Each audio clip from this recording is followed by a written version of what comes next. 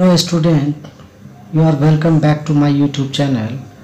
In this video we will discuss topic motion from class 9th.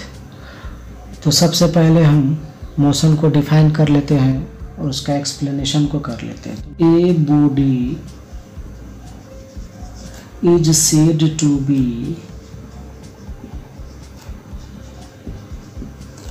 in motion if it changes their position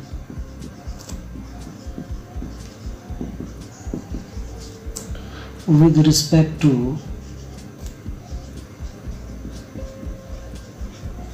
to reference point and time. Reference point के जगह पर हम surrounding में लिख सकते हैं. Reference point के जगह पर हम क्या लिख सकते हैं? सराउंडिंग में लिख सकते हैं. तो a body is said to be in motion if it changes their position with respect to time and surrounding is called motion. ठीक है, तो मोशन को समझने के लिए हमको एक रेफरेंस पॉइंट लेना पड़ेगा. रेफरेंस पॉइंट को हम हमेशा रेस्ट में मानते हैं. क्या होता है? ये हमेशा एट रेस्ट होता है, ये रेस्ट में रहता है. अगर कोई ऑब्जेक्ट रेफरेंस पॉइंट के रिस्पेक्ट में अपना पोजीशन को चेंज करता है तो उसको मोशन में कहते हैं. अगर वो पोजीशन को चेंज नहीं करता है तो उसको रेस्ट में बोलते हैं. तो मोशन या रेस्ट, इसको हम जब भी डिफाइन करते हैं तो रेफरेंस पॉइंट के रिस्पेक्ट में करते हैं, रेफरेंस पॉइंट के रिलेटिव में करते हैं. अगर कोई ऑब्जेक्ट रेफरेंस पॉइंट के रिलेटिव में पोजीशन को चेंज करता है विद पासेज ऑफ टाइम तो ऑब्जेक्ट को मोशन में कहेंगे. अगर रेफरेंस पॉइंट के रिस्पेक्ट में अपना पोजीशन को चेंज नहीं करता है तो उसको रेस्ट में करते हैं. तो that mean rest and motion, rest and motion are relative terms. तो ये दोनों टर्म्स कैसा होता है? ये होता है रेस्ट और मोशन जो होता है वो आपस में रिलेटिव टर्म्स हैं. दोनों रिलेटिव टर्म्स है. कैसे बोल सकते हैं? तो दो रेस्ट को भी डिफाइन करेंगे तो हम रेफरेंस पॉइंट का मदद लेंगे. मोशन को डिफाइन करेंगे तो उसके लिए भी हमको रेफरेंस पॉइंट का मदद लेना पड़ेगा. तो रेस्ट या मोशन तभी हम बता पाते हैं जब रेफरेंस पॉइंट को देखते हैं. रेफरेंस पॉइंट के रिस्पेक्ट में अगर ये पोजीशन को चेंज करेगा तो मोशन में कहलाएगा. अगर पोजीशन को चेंज नहीं करेगा तो रेस्ट में कहलाएगा. तो rest and motion are relative terms. Nothing in the universe is completely at rest or completely in motion. An object is at rest or in motion. It depends upon the frame of observation. तो दुनिया में कोई भी चीज़ absolute rest में नहीं है और ना ही एब्सोल्यूट मोशन में है. ये पॉइंट ऑफ ऑब्जर्वेशन या फ्रेम ऑफ ऑब्जर्वेशन पे डिपेंड करता है. कोई चीज़ किसी फ्रेम से रेस्ट में रहता है, दूसरे फ्रेम से वही चीज़ मोशन में रहता है. जैसे हम मून से धरती के हिल को, पहाड़ी को, पर्वत को देखते हैं तो वो मोशन में रहता है, लेकिन सेम ऑब्जेक्ट को अगर हम उसी पहाड़ी को धरती से देखेंगे तो वो रेस्ट में नज़र आता है. तो इसको और अच्छी तरह से समझने के लिए हम एक एग्जांपल लेते हैं. मान लीजिए आप ट्रेन में हैं, तो ट्रेन में जब देखते हैं किसी लगेज को या किसी दूसरे पैसेंजर को तो वो रेस्ट में नज़र आता है. अगर आप ट्रेन से बाहर ग्राउंड की तरफ देखते हैं तो ट्रीज़ वगैरह, बिल्डिंग्स वगैरह वो पीछे की तरफ मोशन करता हुआ नज़र आता है. ठीक है, और ग्राउंड में बैठा हुआ इंसान अगर आपको या आपके साथ ट्रैवल करने वाले पैसेंजर को देखता है तो पैसेंजर आगे की तरफ मूव करता हुआ नज़र आता है. ठीक है, तो आपने जो पैसेंजर ट्रेन में देखा वो रेस्ट में था आपके लिए, लेकिन ग्राउंड के ऑब्जर्वर के लिए वही ऑब्जेक्ट मोशन में आ गया। तो हम एक ऑब्जेक्ट को रेस्ट में भी कह सकते हैं, मोशन में भी कह सकते हैं। तो वो डिपेंड किस पे किया, तो फ्रेम ऑफ ऑब्जर्वेशन पे डिपेंड किया। और दूसरा बात, हम रेस्ट या मोशन को रिलेटिव टर्म्स इसलिए बोलते हैं क्योंकि इसको बताने के लिए हमको फ्रेम ऑफ रेफरेंस से इसको रिलेट करना पड़ता है, दोनों को रिलेट करना पड़ता है। अगर मोशन कर रहा है तो वो अपना पोजीशन को चेंज कर रहा है, किसके रिस्पेक्ट में, तो फ्रेम ऑफ रेफरेंस के रिस्पेक्ट में।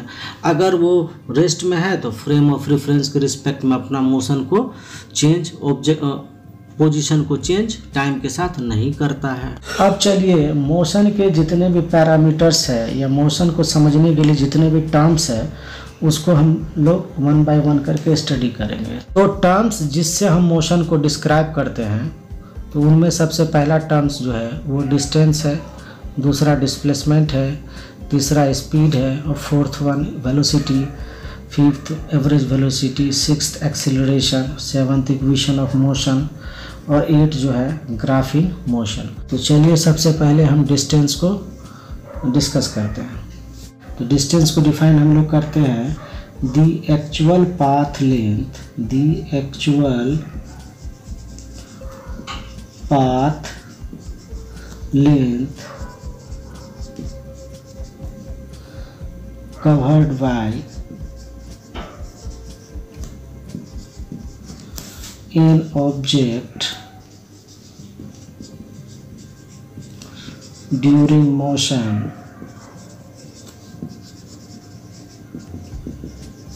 is called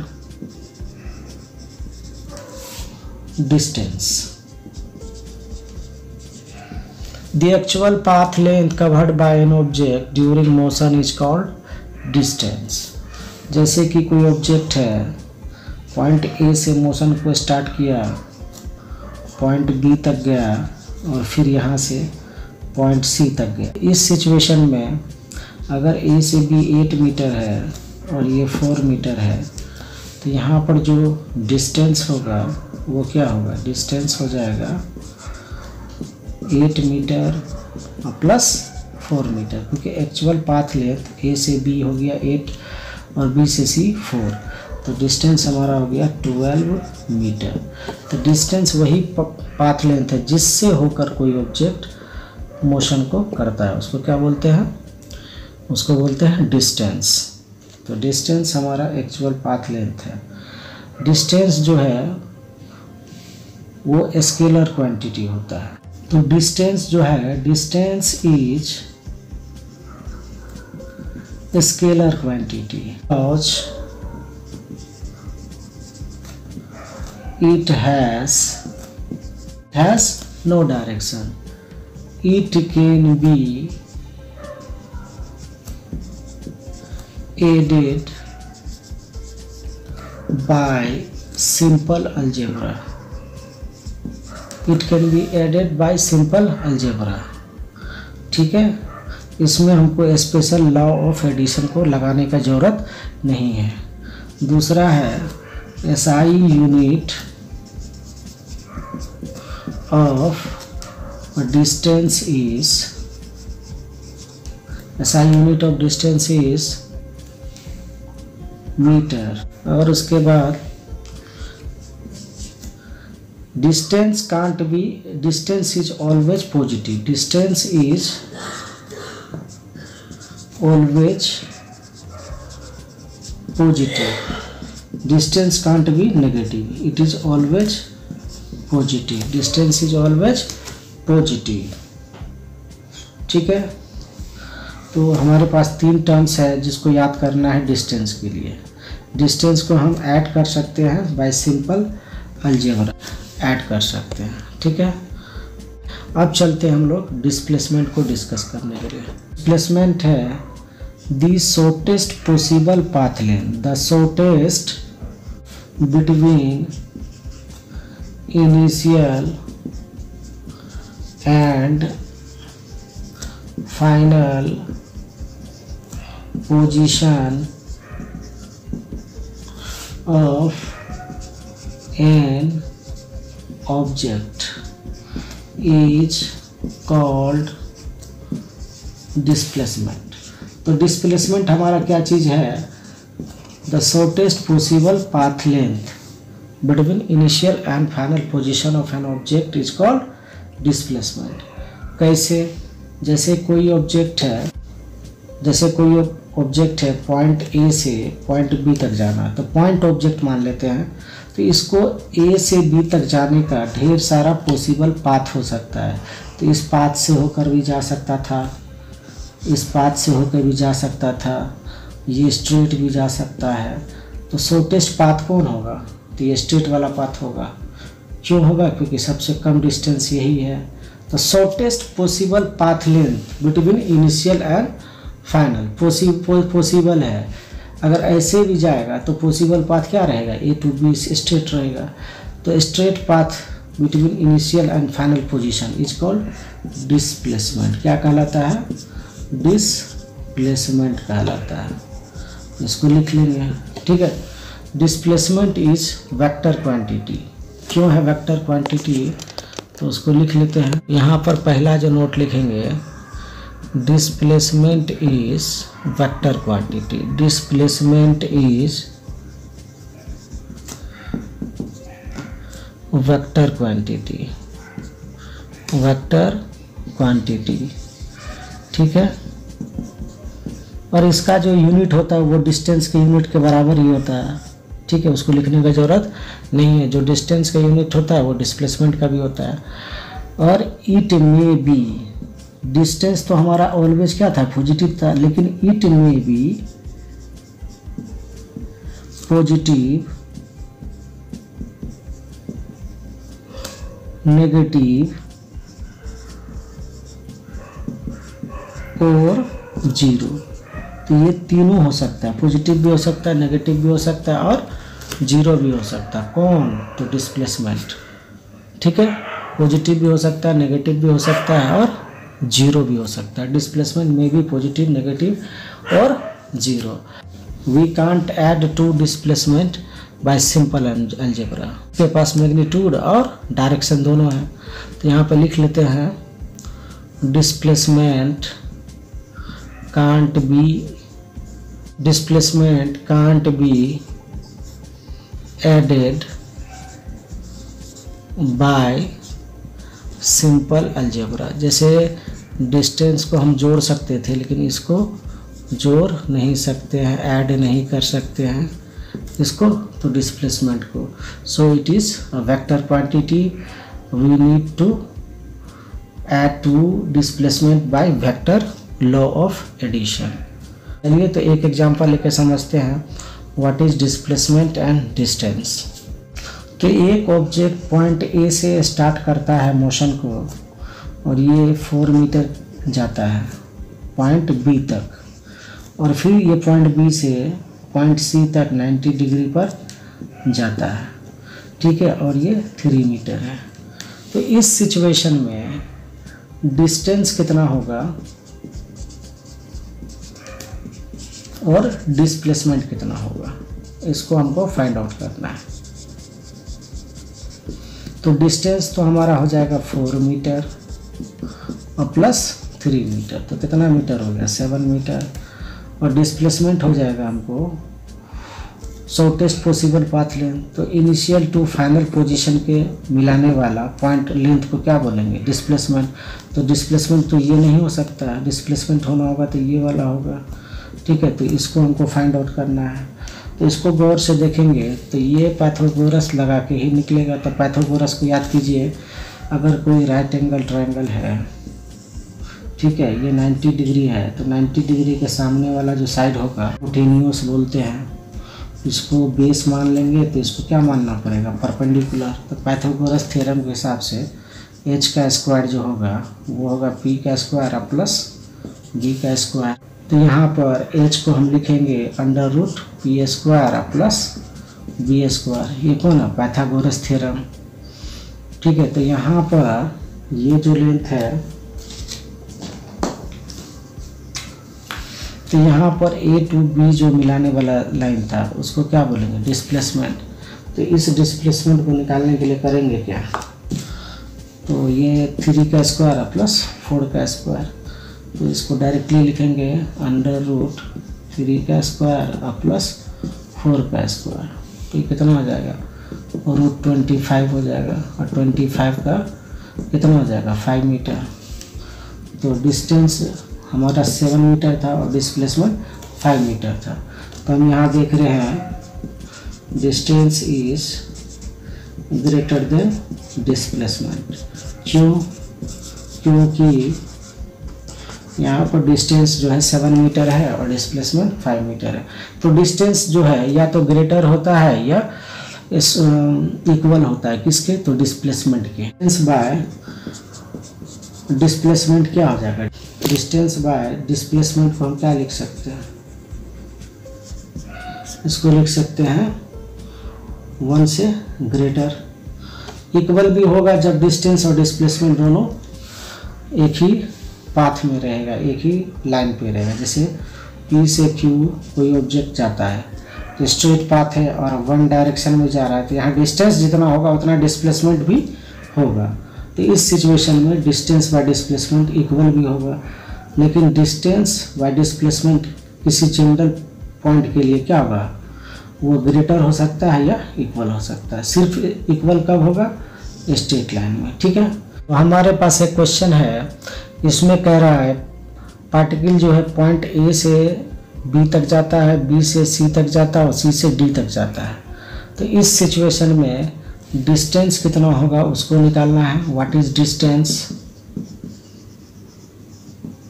और व्हाट इज डिस्प्लेसमेंट कितना है उसको भी निकालना है, डिस्प्लेसमेंट को भी निकालना है। तो डिस्टेंस और डिस्प्लेसमेंट कितना है उसको निकालना है। तो डिस्टेंस तो हम आसानी से निकाल लेंगे। डिस्टेंस को क्या लिखेंगे, actual path length covered by an object.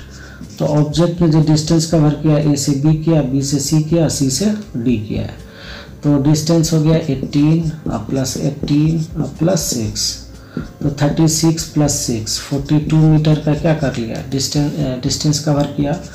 लेकिन डिस्प्लेसमेंट की बात कर ले तो डिस्प्लेसमेंट हमारा जो कवर हुआ वो क्या होगा, इनिशियल,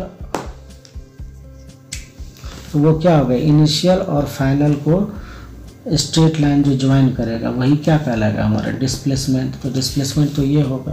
तो how can we find out this one, तो इसको जो है प्रोड्यूस कर देते हैं और इस पर एक परपेंडिकुलर ड्रॉप कर देते हैं।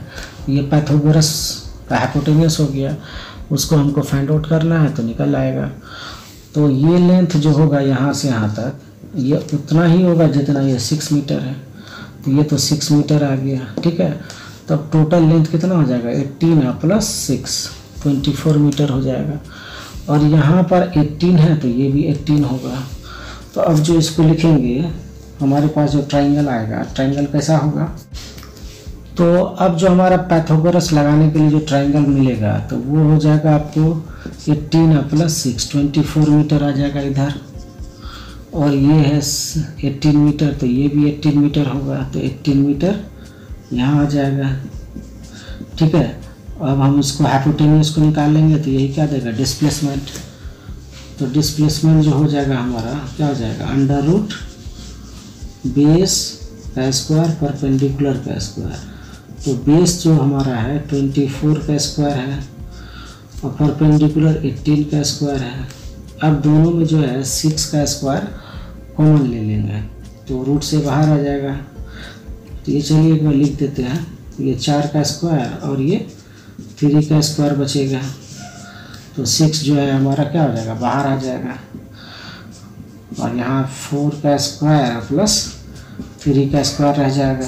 तो इसको लिखेंगे 6 इंटू ये हो जाएगा 25, तो ये 30 मीटर का क्या हो गया, डिस्प्लेसमेंट हो गया। और डिस्टेंस कितना था, 42 मीटर। हम यहाँ पर भी देख पा रहे हैं जो डिस्टेंस जो है वो ग्रेटर देन डिस्प्लेसमेंट हो रहा है। तो हमारे पास 3 क्वेश्चन है। पहला क्वेश्चन में मांगा है डिस्टेंस और डिस्प्लेसमेंट जब पार्टिकल ए से बी तक जाता है। तो ए से बी तक जाता है तो इसका मतलब डिस्टेंस होगा एक्चुअल पाथ लेंथ। तो एक्चुअल पाथ लेंथ क्या होगा, वो हो जाएगा हाफ ऑफ द सर्कमफेरेंस। तो डिस्टेंस तो हम पहले के लिए लिख सकते हैं, distance is equal to half of the circumference, और सर्कमफेरेंस कितना होता है 2 पाई r होता है। तो 2 कैंसिल हो जाएगा तो पाई r। तो ठीक है। और डिस्प्लेसमेंट की बात कर ले तो ये क्वेश्चन नंबर 1 है। और डिस्प्लेसमेंट की बात कर ले तो डिस्प्लेसमेंट को हम लिख सकते हैं शॉर्टेस्ट पॉसिबल पाथ लेंथ। तो इनिशियल पॉइंट हमारा आई है, मतलब इनिशियल पॉइंट ए है और फाइनल पॉइंट बी है। तो इसको स्ट्रेट लाइन जो ज्वाइन करेंगे वो हो जाएगा यहाँ, तो ये डायमीटर के बराबर हो जाएगा। तो डायमीटर होगा ट्वाइस ऑफ रेडियस, तो रेडियस कितना है 7, तो 14 मीटर डिस्प्लेसमेंट हो गया। तो डिस्प्लेसमेंट यहाँ पर भी जो है वो डिस्टेंस से स्मॉलर है, इसको भी दिमाग में रखना है। चलिए तो दूसरा क्वेश्चन को देखते हैं। क्वेश्चन नंबर 2 को आप देखते हैं। तो क्वेश्चन नंबर 2 में कह रहा है P2 क्यू गया। तो यहाँ पर डिस्टेंस जो होगा वो डिस्टेंस हो जाएगा 1/4 ऑफ द सर्कमफेरेंस, क्योंकि ये जो P2Q है वो 1/4 है, तो 1/4 इंटू 2πr।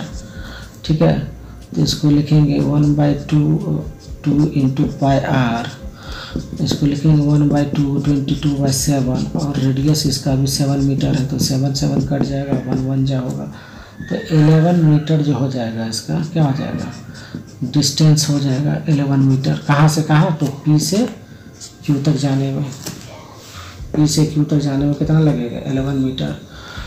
और डिस्प्लेसमेंट की बात कर ले तो डिस्प्लेसमेंट हमारा शॉर्टेस्ट पॉसिबल पाथ लेंथ होगा P2Q। तो ये स्ट्रेट लाइन मिलाने वाला जो होगा वो हाइपोटेनियस निकालना पड़ेगा, ये वाला। तो ये रेडियस 7 मीटर, तो ये रेडियस भी 7 मीटर, तो ये देगा हमको डिस्प्लेसमेंट। ये डिस्प्लेसमेंट कैसे निकालेंगे, पाइथागोरस से निकालेंगे। तो ये कितना हो जाएगा 7 का स्क्वायर प्लस 7 का स्क्वायर। तो इसको हम आगे इसको हम लिख सकते हैं 7√2। तो 7√2 का 1.4 होता है, तो 9.8 मीटर डिस्प्लेसमेंट हो गया। यहाँ पर भी देख रहे हैं डिस्प्लेसमेंट जो है वो छोटा है इससे, डिस्टेंस से। और लास्ट वाला जो क्वेश्चन है क्वेश्चन नंबर 3, तो चलिए उसको भी लगा लेते हैं। तो क्वेश्चन नंबर 3 को देखते हैं। तो क्वेश्चन नंबर 3 जो इसमें है, यहाँ ए से बी तक जाता है, ए से बी तक जाता है। ठीक है, तो डिस्प्लेसमेंट जो होता है वेक्टर क्वांटिटी होता है। तो डिस्प्लेसमेंट अगर हम ओरिजिन से दूर जाएंगे तो पॉजिटिव लेंगे, ओरिजिन के ऊपर जाएंगे तो पॉजिटिव लेंगे, तो ये भी दूर जाना हुआ। ठीक है, लेकिन ओरिजिन के नीचे जाएंगे तो नेगेटिव लेंगे। ठीक है, ओरिजिन के ऊपर जाएंगे तो पॉजिटिव लेंगे, ओरिजिन के लेफ्ट में जाएंगे तो नेगेटिव लेंगे। ठीक है, तो ओरिजिन से स्टार्ट किया तो यहाँ से यहाँ तक में 3 मीटर ये हुआ, मान लेते ये पॉइंट P है, तो A to P 3 मीटर। ठीक है, फिर P से B तक 8 मीटर। तो डिस्टेंस तो हमारा सीधा निकल गया 11 मीटर हो गया, 3 और ये। लेकिन डिस्प्लेसमेंट की बात कर ले तो डिस्प्लेसमेंट जो होगा वो कितना होगा, तो ओरिजिन के राइट में जा रहे हैं तो पॉजिटिव लेंगे, तो कितना लेंगे +3 मीटर। और ओरिजिन की तरफ आ रहे हैं, ओरिजिन की क्या तरफ जा रहे हैं, तो ये नेगेटिव होगा, इस डायरेक्शन में जा रहे हैं ओरिजिन की तरफ। तो यहाँ पर क्या लेंगे, यहाँ पर लेंगे -8, तो ये क्या हो जाएगा -5 मीटर। तो मतलब हम ओरिजिन के पीछे माइनस साइन बता रहा है, हम ओरिजिन के पीछे -5 मीटर चले गए। तो ये हुआ, तो डिस्टेंस यहाँ पर 11 मीटर और डिस्प्लेसमेंट -5 मीटर। तो यहाँ पर डिस्प्लेसमेंट माइनस में आ गया। ठीक है, तो चलिए अब हम स्पीड को डिफाइन करते हैं। तो स्पीड क्या है, the rate of change of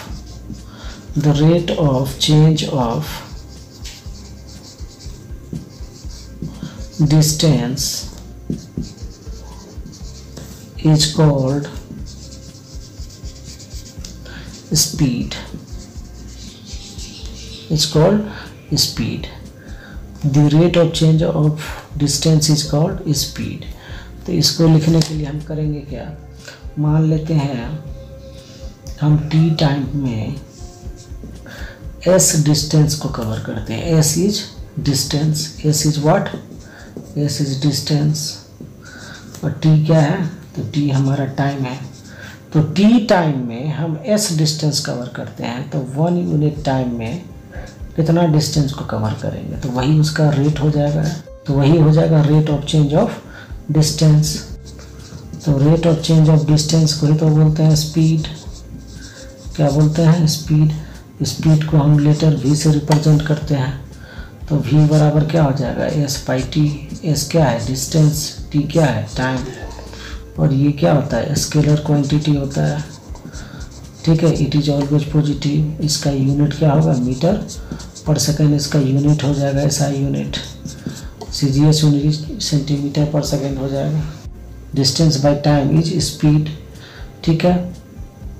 it can't be negative.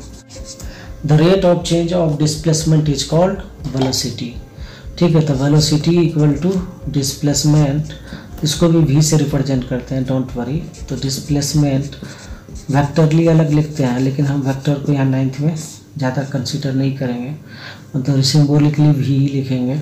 तो डिस्प्लेसमेंट बाय टाइम, तो ये हो गया rate of change of displacement, जैसा हमने स्पीड को निकाला था, ठीक है।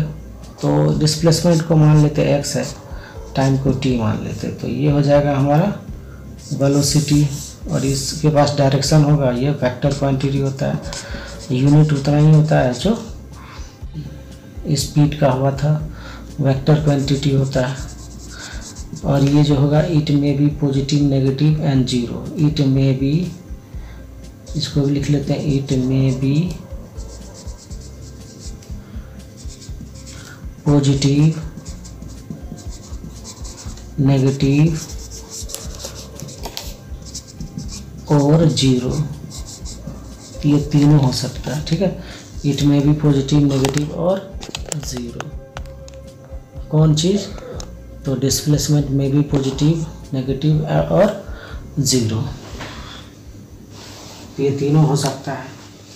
इसका भी SI यूनिट मीटर पर सेकेंड है, ठीक है। और इसको जो हम ऐड करेंगे वो बाय वेक्टर मेथड से ऐड करेंगे, पाइथागोरस से, ना कि किससे, सिंपल अलजेब्रा से नहीं कर सकते। सिंपल अलजेब्रा से वेलोसिटी को कर सकते हैं। तो चलिए एक प्रॉब्लम लेके समझते हैं, what is speed and what is velocity. Question में पार्टिकल पॉइंट A से B तक जाता है, B से C तक, C से फिर D तक। तो इस सिचुएशन में A to B जो है वो 16 मीटर चलता है, ठीक है। और फिर B to C 5 metre, C to D जो है हमारा ये 4 मीटर चलता है। तो इस सिचुएशन में स्पीड कितना होगा, वेलोसिटी कितना होगा, उसको निकालना है। Total time of journey 10 second है। तो स्पीड जो होगा हमारा वो हो जाएगा क्या, डिस्टेंस बाय टाइम।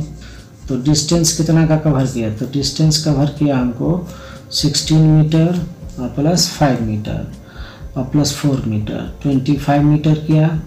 और टाइम कितना लिया 10 सेकेंड। तो डिस्टेंस हो गया 25 मीटर और टाइम लिया 10 सेकेंड, तो 2.5 मीटर पर सेकेंड हो गया स्पीड, ठीक है। अब वेलोसिटी की बात कर लें, तो वेलोसिटी जो हमारा होगा वो हो जाएगा हमको डिस्प्लेसमेंट बाय टाइम। तो डिस्प्लेसमेंट कितना का किया, तो वो किया उसको निकालना पड़ेगा हमको पाइथागोरस से। तो इसको जब ज्वाइन करेंगे स्ट्रेट लाइन से, ठीक है, तो हमको ये हाइपोटेनस हो जाएगा। और ये लंबाई B to D to E जो होगा वो कितना होगा, जितना ये 5 मीटर है तो ये 5 मीटर ये हो जाएगा। और A to E कितना हो जाएगा, तो A to E जो होगा वो हो जाएगा 16 - 4, तो 12 मीटर। तो कुछ फिगर इस तरह से बनता है, ये 12 मीटर और ये 5 मीटर, 12 मीटर। तो ये हमको डिस्प्लेसमेंट देगा। तो डिस्प्लेसमेंट कितना हो जाएगा, √12 स्क्वायर और प्लस 5 स्क्वायर ये देता। तो 12 स्क्वायर और प्लस 5 स्क्वायर ये हो जाता √169, ये 13 हो जाता। हो गया हमारा डिस्प्लेसमेंट। तो 13 मीटर डिस्प्लेसमेंट, तो 13 यहाँ पर डिवाइड 13/10 कर देंगे, तो 1.3 मीटर पर सेकेंड डिस्प्लेसमेंट। और डायरेक्शन क्या होगा, तो डायरेक्शन इसका हो जाएगा इनिशियल टू फाइनल। तो इनिशियल तो ये है हमारा, तो डायरेक्शन ऐसे जा रहा है। अगर उसको नॉर्थ ईस्ट साउथ में बात करें डायरेक्शन में, तो ये नॉर्थ ऊपर वाला पोर्शन होता है, लेफ्ट वाला ईस्ट और राइट वाला ईस्ट, लेफ्ट वाला वेस्ट, और डाउन वाला जो होगा वो साउथ होगा। तो गाड़ी कैसे चल रहा है, नॉर्थ टू नॉर्थ ईस्ट में चल रहा है। तो यहाँ पर डायरेक्शन क्या देंगे, नॉर्थ ईस्ट दे देंगे। क्या लिखेंगे, north east direction of velocity. Velocity is vector quantity, तो उसमें हमको डायरेक्शन देना पड़ेगा। तो ये हो गया वेलोसिटी और स्पीड। यहाँ पर हम देख रहे हैं स्पीड जो है वो ग्रेटर देन वेलोसिटी है। तो यहाँ पर लिख सकते हैं हम लोग स्पीड इज ग्रेटर देन और equal to velocity. Speed by velocity जो होगा वो ग्रेटर देन और इक्वल टू यूनिटी हो जाएगा, 1 हो जाएगा। ठीक है, स्पीड बाय वेलोसिटी ये क्या हो जाएगा, ये हो जाएगा ग्रेटर देन और इक्वल टू 1 हो जाएगा। तो इसको भी दिमाग में रखना है। तो एवरेज स्पीड क्या होता है, तो एवरेज स्पीड को हम लोग डिफाइन कर सकते हैं ratio of total distance to total time of a moving object is called average speed. Average speed कहते हैं। ठीक है, तो वी एवरेज स्पीड को रिप्रेजेंट करते हैं वी एवरेज। ठीक है, तो वी एवरेज जो है उसको हम लिख सकते हैं total distance by total time. तो टोटल डिस्टेंस हो सकता है अलग अलग distance, x1 plus x2 plus x3 plus on. Time भी अलग अलग लग सकता है, कभी सेम भी लग सकता है, तो ऐसे लिख सकते हैं। ठीक है, जब टाइम नहीं रहेगा तो टाइम कैसे निकालेंगे, distance by velocity.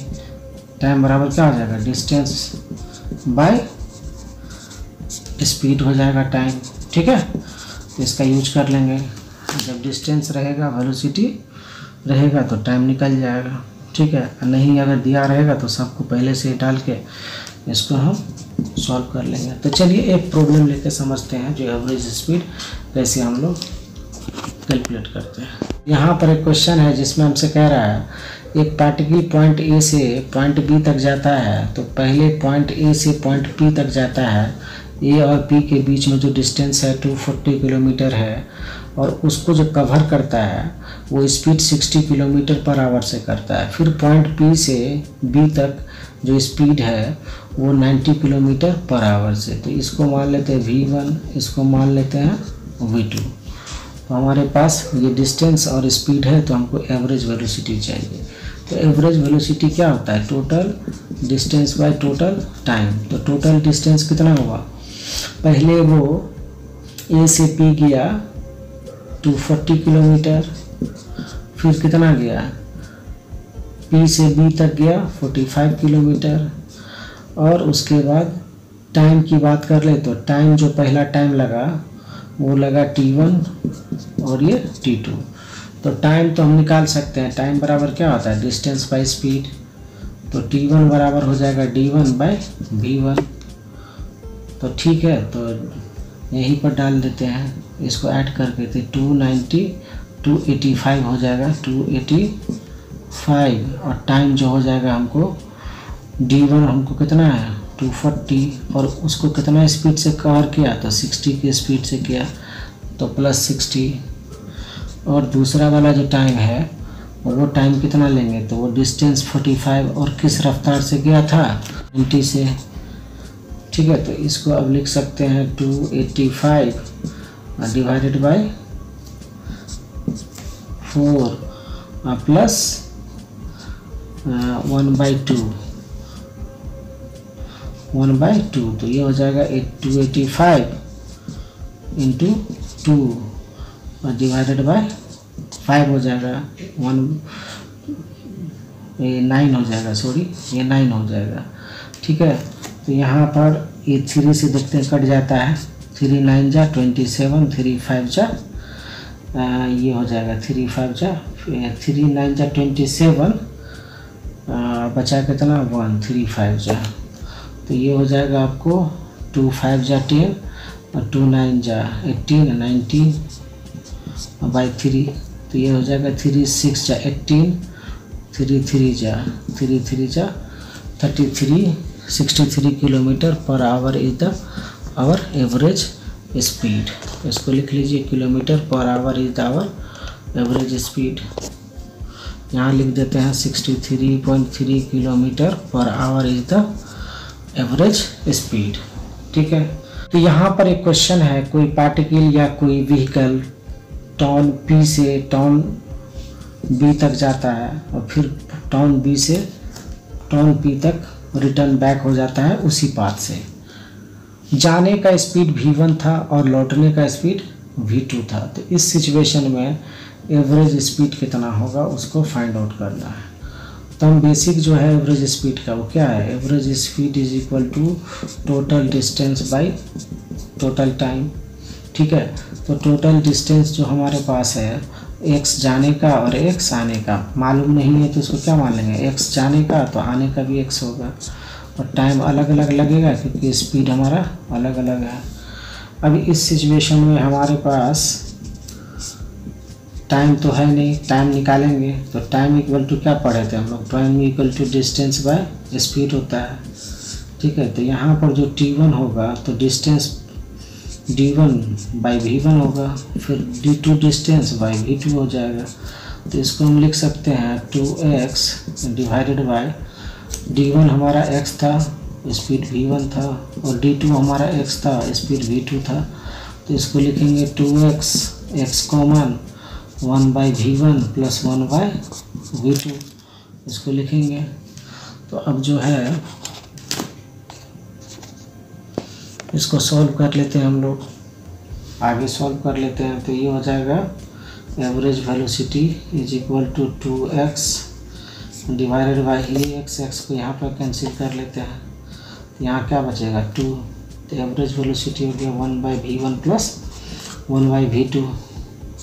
Arithmetic mean है ये, सब 11th में पढ़ेंगे आप।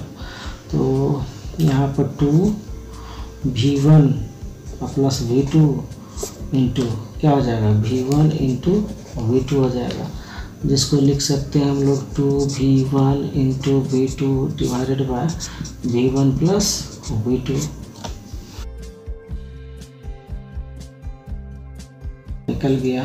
ठीक है, तो ये हम फॉर्मूला की तरह यूज करेंगे जब डिस्टेंसेस जाने का और आने का सेम रहेगा। ये हमारा x जो है कॉमन कट जाएगा। ठीक है, तो ये डिस्टेंस पे तब डिपेंड नहीं करेगा जब आने जाने का डिस्टेंस इक्वल होगा, तो हम डायरेक्टली ये फार्मूला का यूज कर लेंगे। तो चलिए एक लास्ट प्रॉब्लम लेते हैं, उसके बाद नेक्स्ट वीडियो